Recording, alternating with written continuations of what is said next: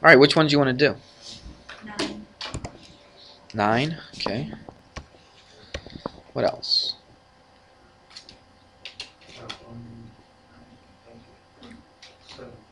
7. Okay. 4. Did you get 25 figured out? Okay.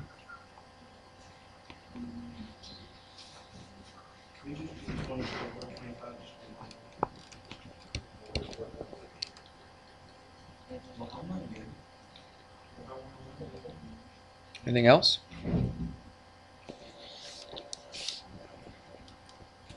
All right. Actually, 50. Uh-oh. Did you? Yeah. 13. It's like, how's 13 sound like 50? I don't know. All right, let's start with the early one first. Let's start with 4. All right, let's write this baby down. Oh, you can't see it? What's wrong? I can see it fine. All right, let's write it down. So I've got 7. I gotta take my glasses off to see. 0.86.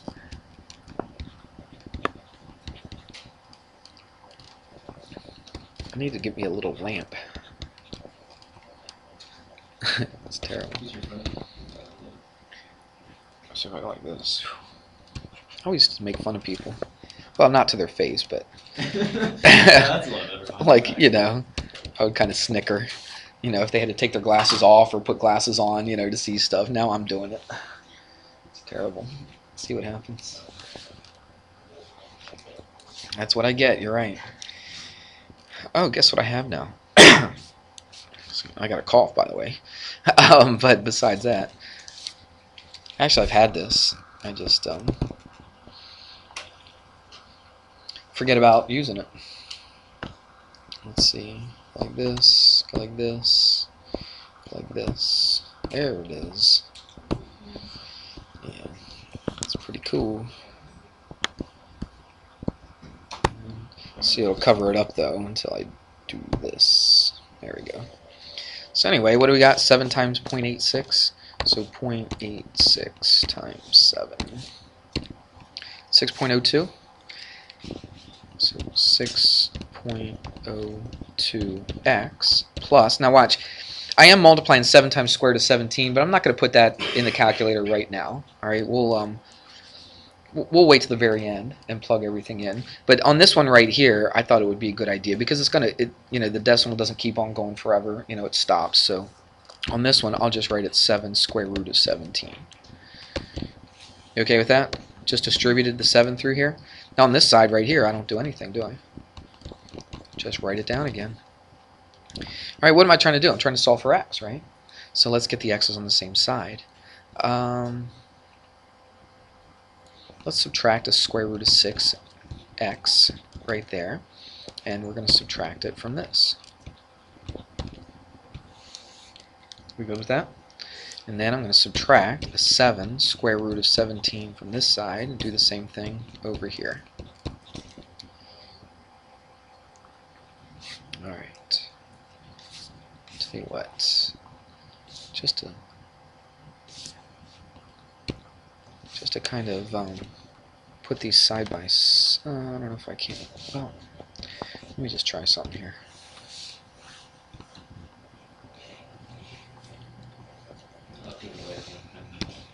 There we go. That's better. Now I can keep it on there as I do this. Alright, we good with that? I think I'm all. Am I all on the recording thing? There we go. Right in there. Okay. Actually, let's scooch this over a little bit more so that should be plenty of room to work on this. Alright, so let's do this. 6.02 minus square root of 6. So let's do it. 6. Well, let's turn it on. Okay. 6.02 minus the square root of 6, right? So I got to hit second function, square root 6. I don't think you have to close it, but I don't know. I'm just kind of weird about that. I just like that thing to be closed, that parentheses to be closed. And you hit equals and you get 3 point, let's just go 2 places, 3.57. Oops. 3.57x. Is that alright? There we go. And that cancels right there. So it's negative 4 minus this right here. So really, it's add the opposite, right? So really, I'm adding them up, and I got a negative. All right, just to make it easier on my calculator, I'm just going to go, let's do this first. Let's go 7 square root of 17. So 7, and I believe on this calculator, I'm used to using the regular, what do you call it, scientific calculators, so, but I believe you can just do this. 7 square root of 17, okay, close parentheses, plus 4, right? Plus 4. Do you understand why I hit plus? Because it's, I mean, forget the negative 17, or square root of 17 for a minute. If it was just negative 4 minus 7, that would be what? Negative 11, right? So really, what am I doing? I'm adding them and just keeping the sign, right? So just for the calculator's sake, I'm just knowing my rules for addition with negative signs. And so I say, well, let's just add them up. We'll stick a negative on the end. Don't you agree that's better than sticking in negative 4 minus 7 square root of 17? I don't know. Does that make any sense to you? I'm just thinking in my own head, this might not be the best way in the world to do it, but it's how I'm thinking of it. So it's 32.86. So it's 32.86. All right, and then what do? Divide by this. Divide by this. And let's do it. Now look, that's the whole decimal right here, but since I'm rounding everything to 2 places, let's just do this. 32.86 divided by 3.57, and that gives you 9.2. What did I read off? It's negatives, I'm sorry, right, because of negative. What did I say, negative what? Okay, is that what I said? Alright, well, perfect then. How about that? Okay? You could have come up here if you wanted to and made that a decimal up here. That would have been fine. I just kind of wait until the last minute to change them to decimals, okay, especially square roots and stuff like that. I think it's just a little easier to work with. In this case, didn't really make much difference one way or the other. Okay? Alright. So, which one was that? That was 4, right? Let's do 7. Yeah, we won't need a calculator for this one, will we? Alright, let's change colors just to make it a little more interesting. Let's go blue. I like this blue. It shows up pretty nice. Cyan. And what did I say we're doing? 7? Okay. You have to remind me. 7. So here we go. We got negative 7, then a bracket, and then negative 7z minus 1 minus 6 times z plus 1, and then a bracket equals 4z minus 3. Alright, well, when we're going to do something like this, remember we have to simplify the whole left side before we start moving stuff over. So don't even think about moving any numbers over, okay, until the whole entire side is simplified. Well, look at the right side. The right side's already simplified, isn't it? So I don't even have to worry about that. Let's just mess with this left side right here. Well, on this left side, I got this big bracket, so we're going to do everything inside the bracket. Inside the bracket, what do I got? I do have a parentheses, but is there anything I can do actually inside the parentheses? No, okay? But I can do what? I can take this and distribute it through, right? Do multiplication, right, before you do addition and subtraction. So that's what I'm going to do right there. I'm going to keep everything else exactly the same. All right, I'm just going to drop down to everything else, and then I'm going to distribute this negative 6. Remember, it is a negative 6, isn't it? It's not just a plain old 6. It's a minus 6. It's a negative 6. So that's negative 6z. Most people get that part right. Here's the part a lot of people mess up. It's negative 6 times positive 1, which is what? Negative 6. Make sense? And that's something that a lot of people forget to do. A lot of people will see the negative 6z, and then they'll say, oh, just plus 1 sometimes, right? Do you see where people can make that mistake? And you've probably made that same mistake. I'm sure I've made that same mistake at some point. Okay. Now what are we going to do? Let's do everything inside this bracket. So I'm going to add some like terms inside the bracket. So that negative 7 stays out here. Let's simplify the stuff inside here. Let's do the z's. Negative 7z minus 6z is negative 13z. You should be able to just do that in your head, right? Negative 1 minus 6 is negative 7. All right. We're almost finished with this left side. Right? Remember, before I start moving stuff over from one side to the other, I need to simplify that whole entire left side. So now, this parentheses just acts like a what? Yeah, but they act like a what?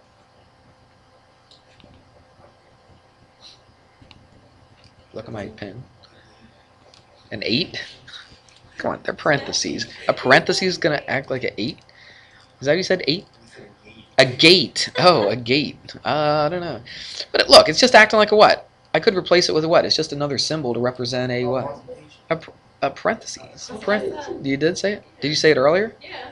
Oh, I didn't hear it. Before he said gate. What's that? I said parentheses? Daggone it. Oh, my bad. I guess I was getting ahead of myself. I was thinking what the answer was before.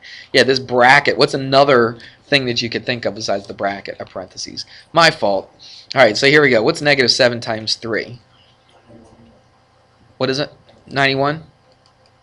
21, 7, 2. Yep, 91. Positive 91. 7 times 13, right? Okay, that's positive because it's negative times negative. And then we have what? Negative 7 times negative 7, which is positive 49. Now look. Now my left side is completely simplified. I can't do anything else with that. Now I can go ahead and get the variables on the same side. So I'm going to subtract a 4z from this side, subtract a 4z from this side, and then subtract a 49, subtract a 49. Right? You're getting the hang of this now, aren't you? This stuff cancels out. What's that? 87? Yeah? Equals negative 51? 2? Divide by 87, and that's it. So we'll write it nice and pretty. Negative 52 over 87. Is that what I read off to you? Good. It's always nice when I get the answer that I read off, isn't it? Doesn't always happen. Sometimes I get a different answer than what I read off. Alright, so there you go. You see the steps? The order? It basically is just order of operations. Remember in Algebra 1, your math teacher probably harped on order of operations. PEMDAS. Some people say, I never said that. I always said, please excuse my dear Aunt Sally. Did you ever hear that? Okay. You do parentheses first, right? And that's what we did. A bracket is the same thing. We'll try this again. A bracket is the same thing as a what? As a parentheses, right? So we do the stuff in the brackets first.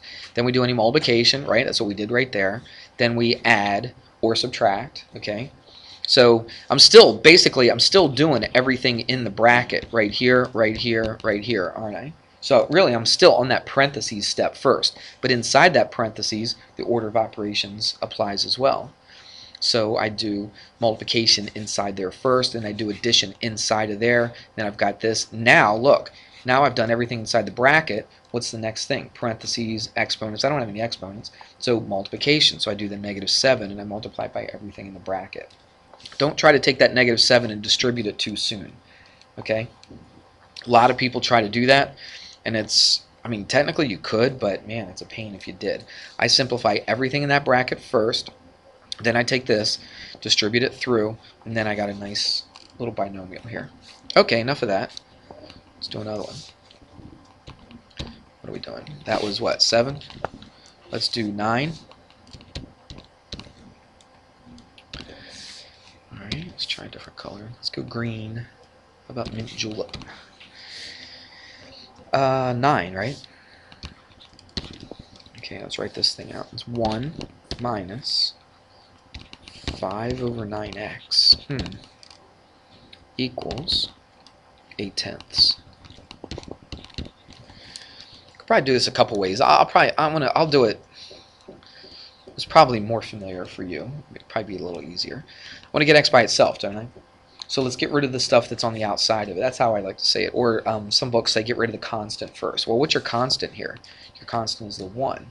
It's the thing that's being added or subtracted. I always get rid of that thing first. So what kind of 1 is this? It's a positive 1. So how do I get rid of a positive 1? I subtract a 1. Now look over here. Let's think about this. We've done this before. In our head we can think about, I'm subtracting a 1 from this, but I'm subtracting it from a fraction. So how am I going to think of this fraction? It needs to have a denominator of 10, but it needs to equal 1. What would it be? 10 over 10, right? We've done that quite a bit, haven't we? So you should be used to that. So that cancels out. It's a 0, adds up to 0. Don't forget the negative. That negative still is floating around here. So it's negative 5 over 9x equals, and then watch, 8 tenths minus 10 tenths. What's 8 minus 10? It's negative 2, what? Tenths. If you wanted to, you could reduce it at this point. Tell you what, let's just do that. Because since I see a 5 over here, wouldn't it be nice if I had a 5 here? I don't know. Might help. At this point, you don't have to reduce it. I don't know. I just think it might make it a little easier for us if we do. You okay with that so far? Now look, I'm trying to solve for x. Now x is on the bottom, isn't it? Usually x is on the top. So sometimes we like it on the top. If you had a situation like this, if you have a fraction set equal to another fraction, we have a little method of solving for x. If you have a fraction set equal to another fraction. Do you remember what that's called? Cross multiply, that's right. So let's multiply across, like diagonally like this. You with me? Did that occur to you in that situation? There's a couple other ways you could probably think of this, but I think this is I think for most students that's pretty intuitive. I think. Maybe not. But let's multiply. 9x times negative 1 is negative 9x equals negative 25. See how easy that was now? Now I don't have any fractions, do I? Made things nice and easy for us. Divide by negative 9. Divide by negative 9. Negative over negative. Don't leave it like that. Don't leave it negative over negative. Okay, that irritates me when people do that. I may not mark it wrong. I probably won't mark it wrong if you put negative over negative, but it's just kind of irritating. So what is a negative divided by a negative? It's positive, so just leave it 25 over 9. That's how I would leave the answer, just like that. Alright? Did you see about the cross multiply? Did that make sense to you? Okay. I mean, you're not going to cross multiply on every single one of these problems, but there are times, right? Especially, this was a little bit different because x was in the denominator. By cross multiplying, where did it put it? It put it up in the numerator, didn't it? Okay. All right. 13 and then 24, right? Okay. Okay, 13 and then 24. Let's see. Let's go with purplish looking. Ah, speaking of cross multiplication, look at what we have here.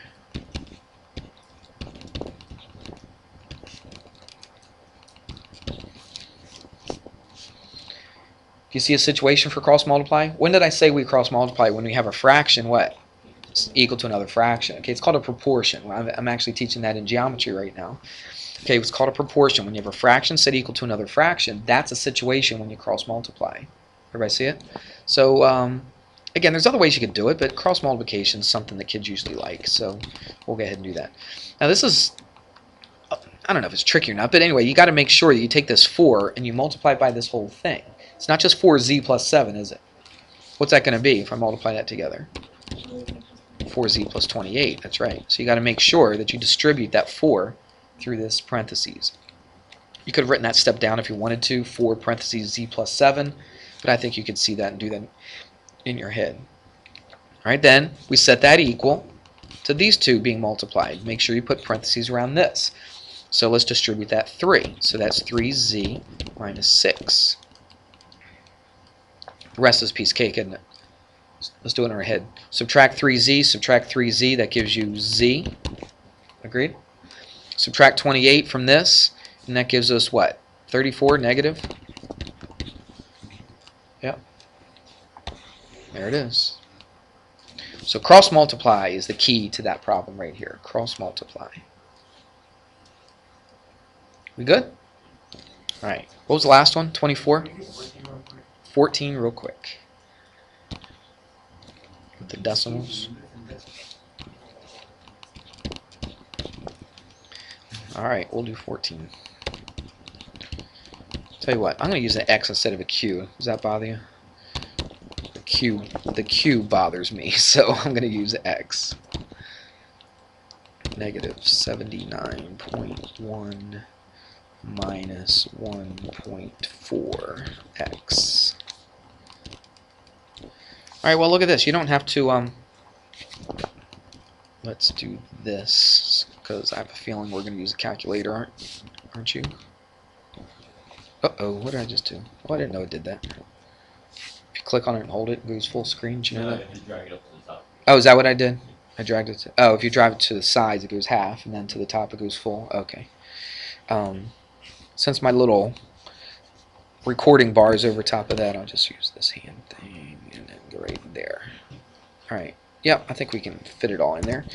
Alright, let's see what we get. Let's get the x on the same side, right? Doesn't matter. If you want to make it positive, I'd put it on the right. If you don't mind it being negative, just stick it on the left. What would you rather do? Let's just put it on the left-hand side. Okay, so I add that, and I add that. So I've got the x on the left-hand side. Let's get rid of this number, this 1.2, and move it to the right-hand side. Minus 1.2. Now, this is nothing a calculator can't handle, right? So it's negative 8.7 plus 1.4. What's that? 7.3 negative, right? You don't even need a calculator for that, do you? Equals, what's this? Minus this means you add them up, right? And it's going to be negative. So what's that? That's 80.3. No calculator needed. Okay. Divide by, what'd you do?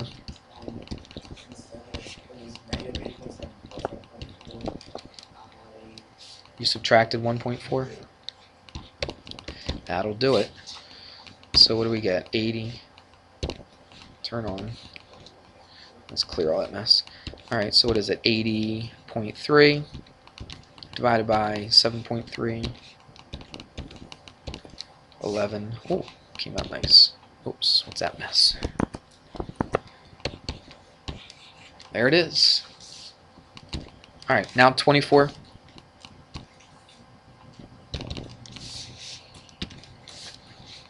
Alright, what haven't we used yet?